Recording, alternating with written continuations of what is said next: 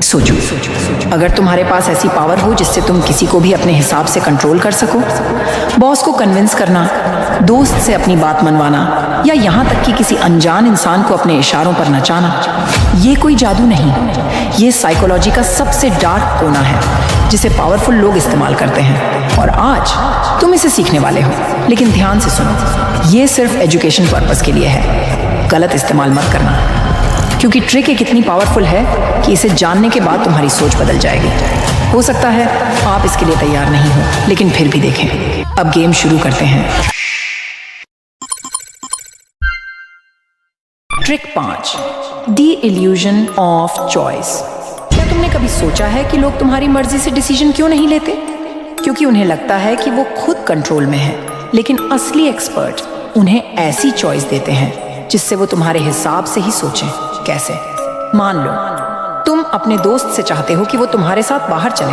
अगर तुम सीधे बोलोगे चल बाहर चलते हैं, तो शायद वो मना कर देगा। लेकिन अगर तुम उसे ऑप्शन दो, भाई बाहर जाना है, पिज्जा हट चले या डोमिनोज, अब खेल बदल गया।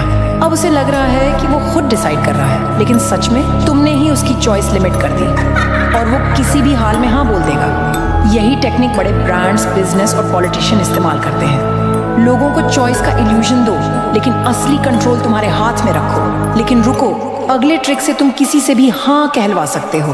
Trick 4, the yes ladder technique. अगर तुम्हें किसी से बड़ा फेवर चाहिए तो सीधा मांगने पर मना कर देगा, लेकिन अगर तुम छोटे छोटे हाँ बुलवाते जाओ तो उसका दिमाग धीरे धीरे तुम्हारी रिक्वेस्ट को एक्सेप्ट करने लगेगा। कैसे? सोचो, तुम अपनी कंपनी में प्रमोशन चाहते हो। अगर तुम सीधे जाकर बॉस से कहो सर मुझे प्रमोशन चाहिए, तो बॉस का जवाब होगा अभी नहीं, अगले साल देखते हैं। लेकिन अगर तुम इसे यस लैडर से अप्रोच करो, पहले छोटा फेवर मांगो, सर क्या मुझे इस नए क्लाइंट मीटिंग का हिस्सा बनाया जा सकता है? मैं थोड़ा एक्सपीरियंस लेना चाहता हूँ। अब थोड़ा बड़ा स्टेप, सर क्या मैं इस प्रोजेक्ट के कुछ एक्स्ट्रा रिस्पॉन्सिबिलिटीज ले सकता हूँ? अब बॉस को हाँ कहने की आदत पड़ चुकी है। सर क्या मैं लीडरशिप वर्कशॉप में जा सकता हूँ? इससे मेरी स्किल्स और बेहतर होंगी। अब आखिरी स्टेप, सर मैंने इस साल एक्स्ट्रा जिम्मेदारियां उठाई हैं, क्लाइंट्स भी खुश हैं, क्या अब मेरी प्रमोशन अप्लाई करने की संभावना बन सकती है? अब क्या होगा? बॉस पहले ही 3 से 4 बार हाँ बोल चुका है, तो अब तुम्हारी प्रमोशन की रिक्वेस्ट पर नहीं कहना मुश्किल हो जाएगा। उसे भी महसूस होगा कि तुमने धीरे धीरे अपनी वैल्यू दिखा दी है और प्रमोशन के लायक बन चुके हो। यही ट्रिक सेल्समैन, पॉलिटिशियन और लीडर्स यूज करते हैं। लोगों को छोटे छोटे हाँ बुलवाने की आदत डालो, फिर बड़ा फेवर मांगो। अगले ट्रिक से तुम किसी का भी गिल्टी बटन दबा सकते हो। Trick 3, the guilt trap. लोग हमेशा लॉजिकल नहीं होते, लेकिन इमोशनल जरूर होते हैं, और अगर तुम किसी को गिल्टी फील करा दो तो वो तुम्हारी बात मानने पर मजबूर हो जाएगा। कैसे? अगर तुम किसी से उसकी गाड़ी मांगना चाहते हो तो सीधा मत मांगो, भाई क्या मैं तेरी कार ले सकता हूँ? 90% लोग मना कर देंगे। बल्कि ये कहो, यार मैंने हमेशा तेरी हेल्प की है, पिछली बार तुझे 2000 रुपये दिए थे, याद है? अब बस एक छोटा सा फेवर चाहिए, कार मिल सकती है।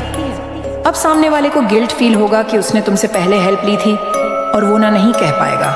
अगले ट्रिक से तुम किसी की भी मेमोरी को बदल सकते हो। Trick 2, false memory planting. हमारी यादें परफेक्ट नहीं होती। हम जितना सोचते हैं उतना भरोसेमंद हमारा दिमाग नहीं है, और स्मार्ट लोग इस कमजोरी का फायदा उठाते हैं। अगर तुम किसी को बार बार एक झूठी बात कहो तो उनका दिमाग इसे सच मानने लगेगा। मान लो कोई पॉलिटिशियन चुनाव जीतना चाहता है, लेकिन उसकी इमेज लोगों के बीच उतनी मजबूत नहीं है। अब वो फॉल्स मेमोरी प्लांटिंग का इस्तेमाल करके लोगों के दिमाग में अपनी ताकत और लोकप्रियता की फेक मेमोरी डाल सकता है। रैलियों में वो कहना शुरू करेगा, जब इस शहर में बेरोजगारी थी मैंने अपने दम पर 5000 लोगों को नौकरी दिलवाई। अगली बार वो मीडिया में बयान देगा, हमारी सरकार के आने से पहले लोग गरीबी में थे, लेकिन हमने पूरे राज्य में 70% लोगों की आर्थिक स्थिति सुधार दी। अब वो इंटरव्यूज में इस बात को इतने कॉन्फिडेंस और डिटेल्स के साथ बोलेगा कि लोग सोचने लगेंगे, अरे हाँ शायद सच में इसने ऐसा किया होगा। रिजल्ट, लोगों का दिमाग इस झूठ को सच मानने लगेगा और वो बिना ज्यादा फैक्ट चेक किए इस पॉलिटिशियन को वोट देने के लिए राजी हो सकते हैं, और इस तरह फॉल्स मेमोरी प्लांटिंग ट्रिक काम करती है। अब ट्रिक 1 के लिए रेडी हो जाओ। Trick number 1, D power of silence. जितना कम बोलोगे उतना ज्यादा कंट्रोल में रहोगे। ब्रेन साइकोलॉजी क्यों कहती है कि खामोशी में ताकत है? लोग सोचते हैं कि बातचीत में बोलने वाला पावरफुल होता है, लेकिन असली ताकत उसी के पास होती है जो सुनना जानता है और चुप रहने की आर्ट में मास्टर है। जब हम चुप रहते हैं तो सामने वाले को डर, डिस्कम्फर्ट और इनसिक्योरिटी महसूस होने लगती है। इंसान की नेचुरल आदत होती है कि वो ऑकवर्ड साइलेंस को भरने के लिए बोलता है। कैसे अप्लाई करें? मान लो तुम्हें अपने किसी दोस्त पर चोरी का शक है और तुम्हें उससे सच निकलवाना है, तो ये कभी मत कहना भाई तूने चोरी की। सीधा सवाल बचाव करेगा। बल्कि ये कहो भाई मुझे सब पता है। फिर चुप रहो। जितनी देर तुम साइलेंस रखोगे, सामने वाला घबराने लगेगा और खुद ही सब सच उगल देगा। और जब किसी को डिस्काउंट पर राजी कराना हो तो मत कहो कि क्या 30% डिस्काउंट मिलेगा। सामने वाला साफ मना कर सकता है। बल्कि ये कहो 30% डिस्काउंट तो मिल ही जाएगा, है ना? फिर चुप रहो। सेल्स में ये ट्रिक बहुत पावरफुल होती है। जैसे ही तुम चुप रहोगे, सामने वाला खुद ही डील क्लोज करने के लिए हाँ बोल देगा। जब किसी डिबेट में जीतना हो, अगर तुम्हारा कोई दोस्त या दुश्मन बहस में कुछ भी तर्क दे रहा हो, तो बजाय बहस करने के बस चुपचाप उसकी आंखों में देखो और मुस्कुराओ। सामने वाला खुद ही सेल्फ डाउट में अपने पॉइंट को कमजोर कर देगा। जब किसी को अपनी इंपॉर्टेंस दिखानी हो, कम बोलो, सोच समझ कर बोलो। अब ध्यान से सुनो। शायद हमसे फिर मुलाकात ना हो। ज्वाइन करो कोर माइंड और सीखो लोगों को कंट्रोल करना।